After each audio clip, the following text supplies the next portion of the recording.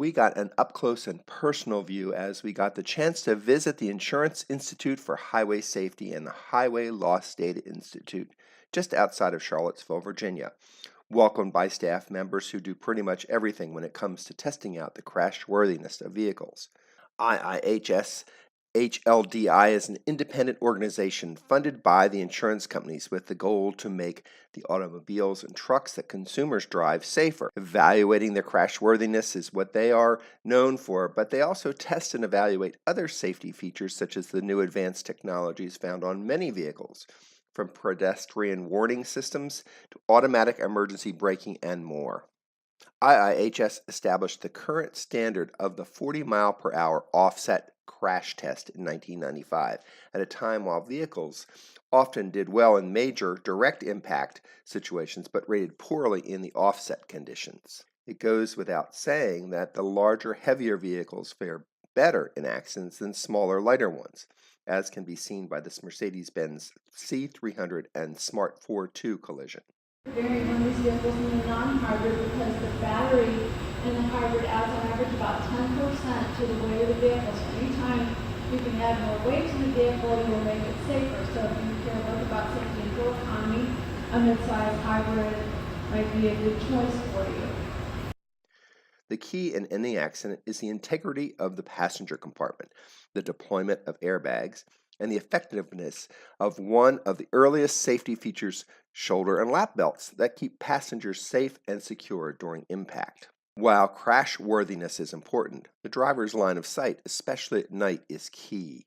Headlamp range and effectiveness is something that IIHS HLDI evaluates as part of its reviews. Not all headlamps are the same. Just because a vehicle is more expensive does not mean that it has better nighttime visibility. Left and right curve, what we're looking to see is how far down the road the headlights will illuminate the road at an intensity of 5 lux. A lux is a unit of luminance, just to give you an idea. A full moon on a cloudless night emits about 1 lux intensity of light. We also look to see how much glare headlights are giving off. Glare might be great for the driver of the vehicle and illuminating the road, but not so much for people in other vehicles whose vision might be impaired. So we count off if there is excessive glare. We also give extra credit for vehicles that come equipped with high beam assist. High beam assist senses when you should have your high beams on. It would be appropriate to turn them on. We'll turn them on, and if it senses headlights coming in the opposite direction, it will turn them off. This has been a really tough test. A lot of manufacturers are still struggling with this, which is why we had decided last year to require a good rating in this test to get our Top Safety Pick Plus award. You can see what's at stake here. This first outline shows you the range of poor-rated low-beam headlights as opposed to the range of good-rated low-beam headlights. So if you're especially living in the country and driving around on 2-lane roads late at night during deer season, you will see the obvious advantages of having headlights that light a much longer and wider swath of the road. And back when we first started our first round of testing midsize cars, you might have thought if we had spent all that money, extra money buying a BMW as opposed to a Toyota, that you'd have gotten better performance from those fancy BMW headlights. That was not the case. The only vehicle in our first round of testing with midsize cars managed to get a good rating this test was the Toyota Prius V, one of the least expensive vehicles in the test group. Who are the crash test dummies? They are life-size dolls that reflect the average male, female, and child traveling in today's vehicles. These are not just Raggedy Ann or Andy. They are highly technical testing devices that can cost upwards of $200,000 and are articulated to react like a human body would in a crash scenario. The vehicles tested and crashed are emptied of their fluids and fuels prior to being propelled down the track. This eliminates any hazardous material or fires during and after the crash. To make up for the weight reduction, advanced computers are mounted in the vehicle that monitor both the car and the crash test dummies. IIHS's indoor testing area is as big as a modern sports arena, set up for multiple crash scenarios and specifically lit for video recording. So our test vehicle, the 2016 Chevrolet Equinox, is going to be coming from the 600-foot long runway behind you. We have another 600-foot long runway opposite this for doing car-to-car front crashes. We have a shorter runway perpendicular to these for doing side car-to-car crashes. Our barriers attached with 320,000-pound block of concrete and steel, so you don't want to move it, when the vehicle strikes it. We have to move that block off the floor. We do a side test, and we do those tractor-trailer underride guard tests. It's on a system of air casters, so once you inflate them, you can slide it easily off the floor.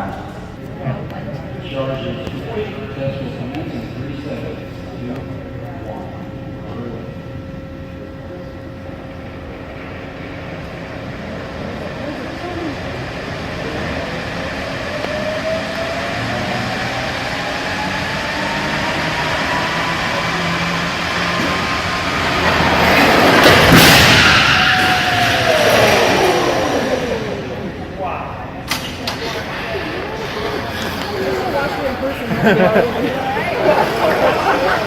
After crash testing of a 2016 General Motors Chevrolet Equinox, a team from IIHS reviews the vehicle and cleans the area to protect the spectators who will inspect the vehicle and the impact block.